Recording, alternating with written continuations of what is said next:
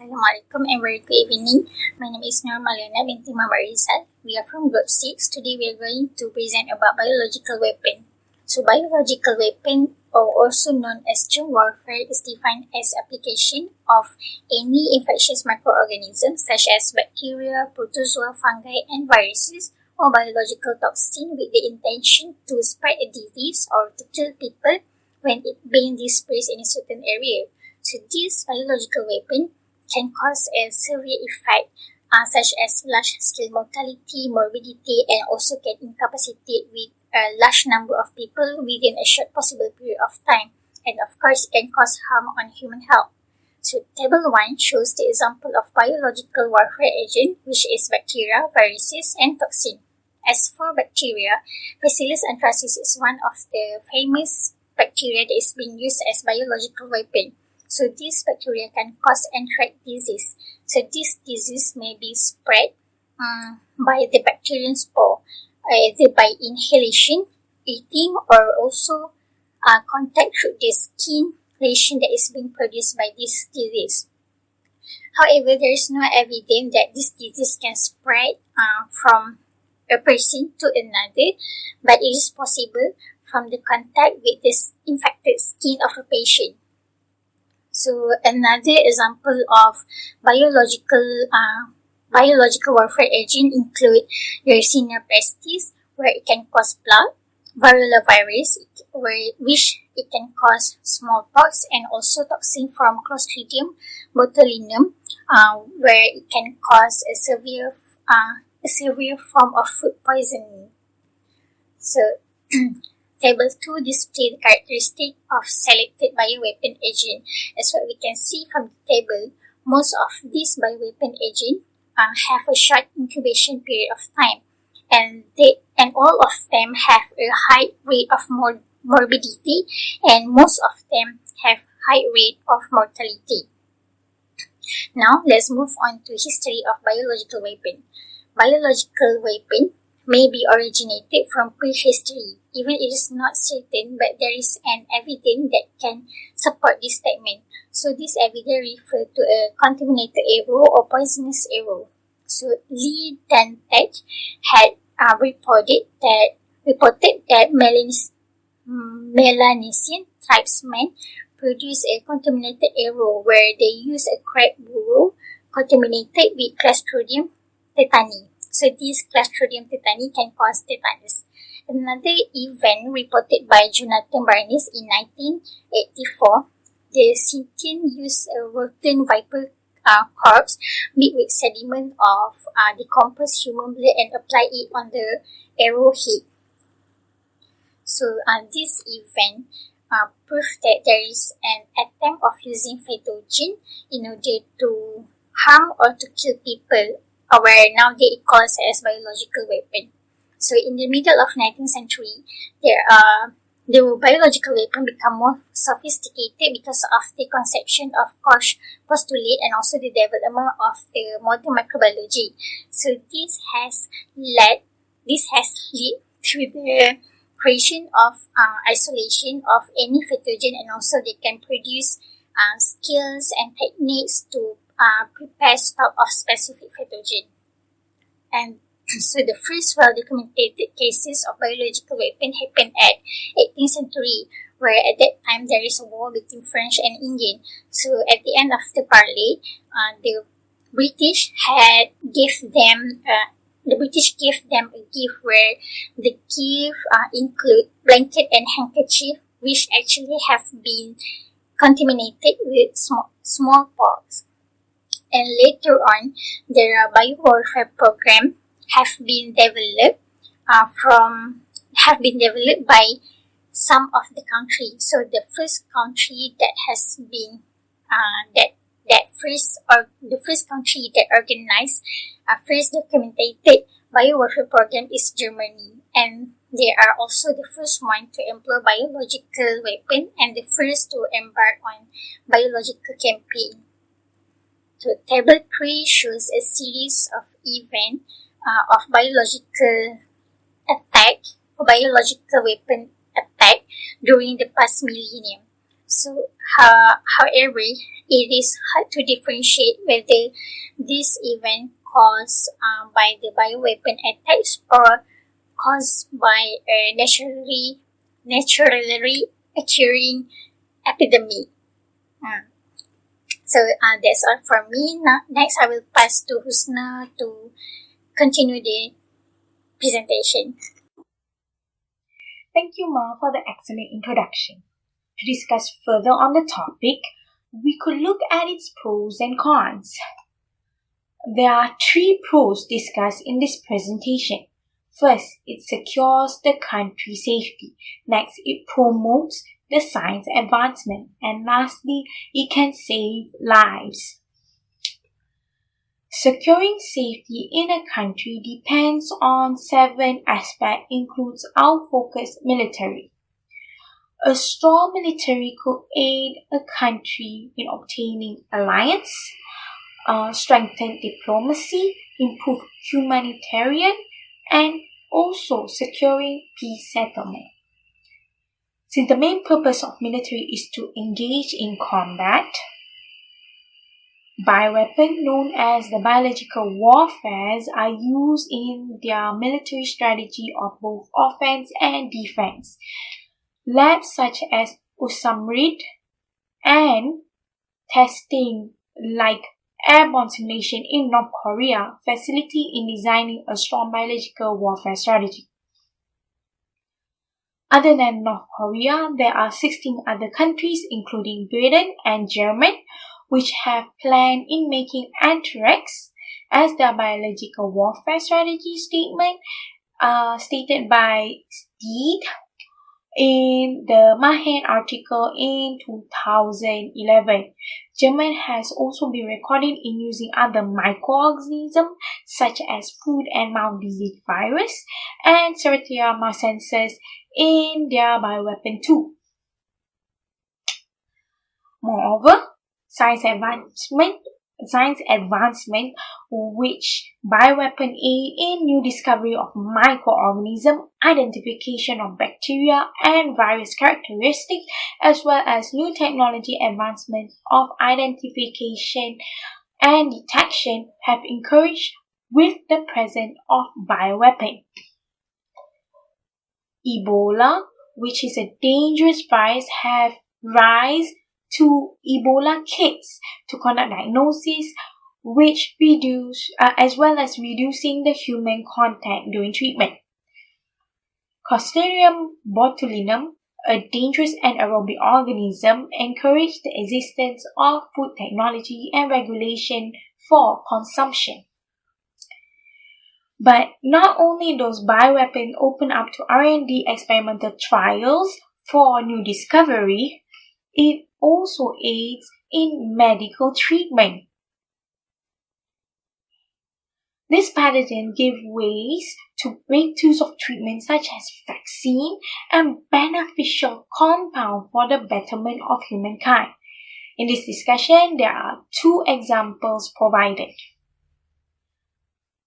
First, anthrax as cancer cells treatment. The fusion protein of anthrax with genetic specific alteration could be yielded in killing the cancer cells. This organism toxin targets the tumor cell surface, making it a potential treatment for cancer. Next, using Clostridium botulinum for treating spasm. An article stated that botulinum toxin weaken the spastic muscle, which encourage muscle strength. This increased stiffness as it avoids the abnormal muscle contracting of tendon and joint, making it a possible treatment. Despite the pros gained from bioweapon, there are cons that should be taken account, and that will be presented by my colleague Ashiqah. Assalamualaikum and good day to Dr. Zulfazli. I am Ashiqah Farwin. Now I'm going to talk about the cons of bioweapon. There are three main drawbacks of using bioweapon, which are bioterrorism, causing an outbreak, and also dehumanizing. Bioterrorism is the usage of infectious agent or harmful biological substances as a weapon. The example of bioterrorism is the anthrax attack, also known as Ameritrax. Letters containing anthrax spore were mailed to several news media offices and to Democratic senators, which killing 5 people and infecting 17 others. According to the FBI, the investigation became one of the largest and most complex in the history of law enforcement. Besides that, the smallpox virus also used as the lethal weapon in biological warfare.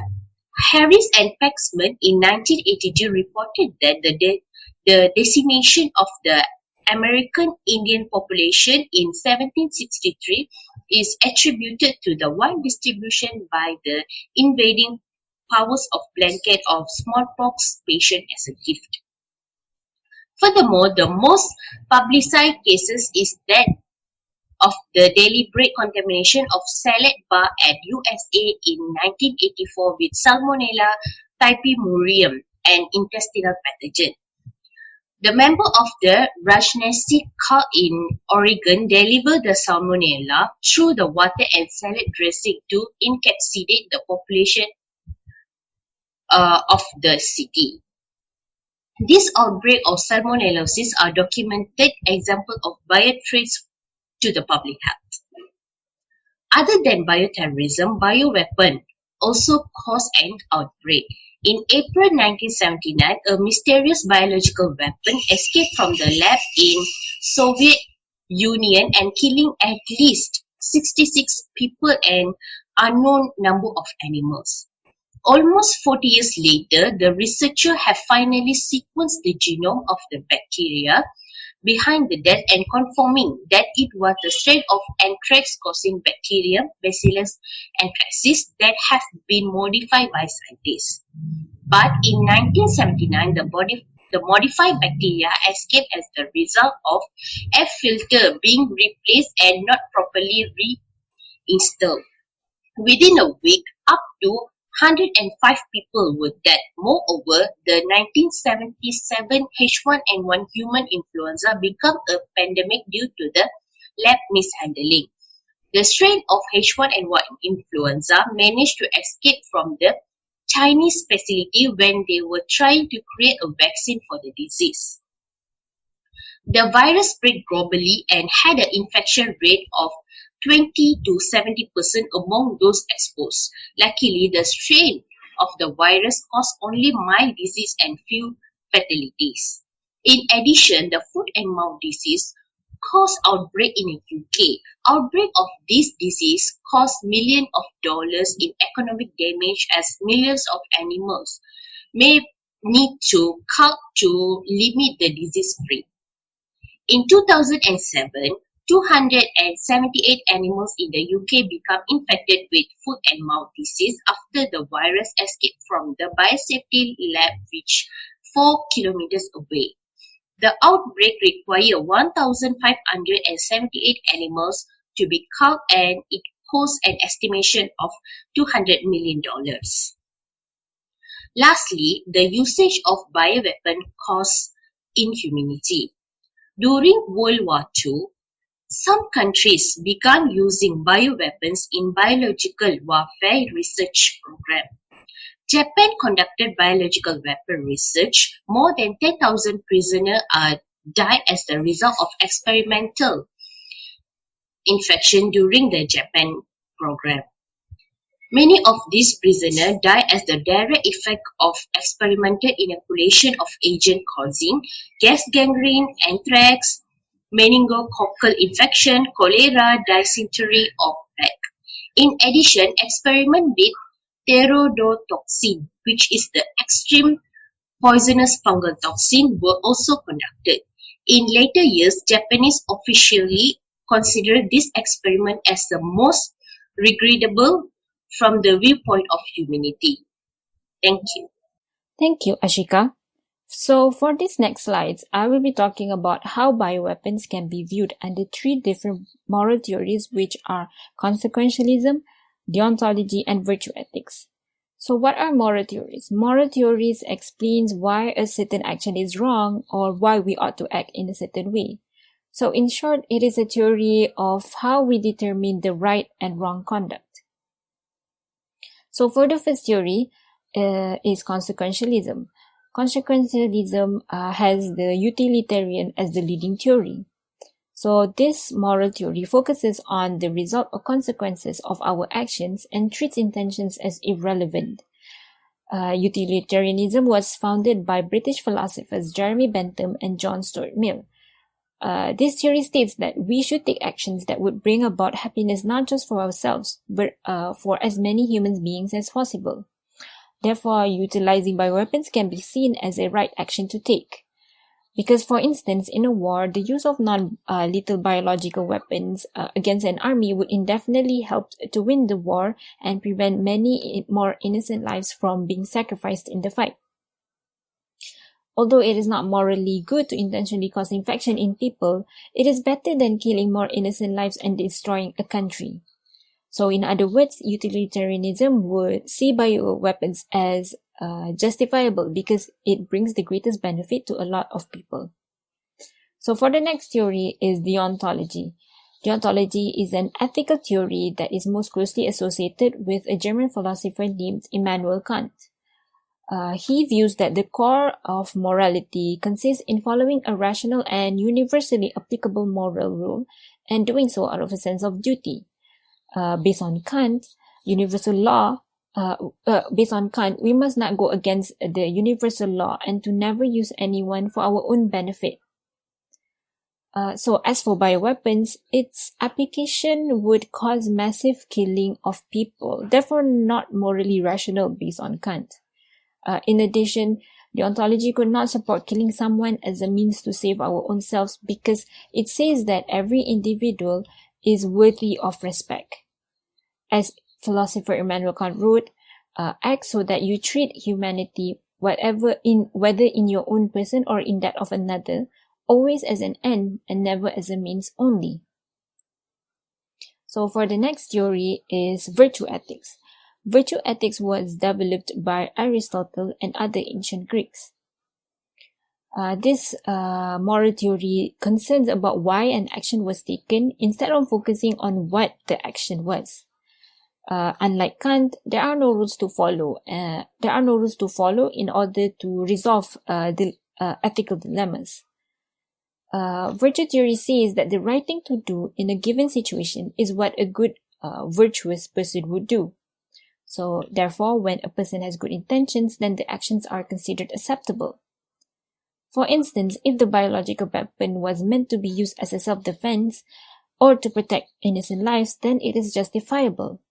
But this action must be from a place of love in order to save the life or the lives of others. So, in conclusion, bioweapons do have its pros and cons. They are a good weapon to use in the case of war and terrorism where they are aimed to protect the safety of the general population. However, bioweapons also pose a great threat if used irresponsibly because it will cause killing masses of people and bring consequential side effects to the public health. So that is all from us. Thank you.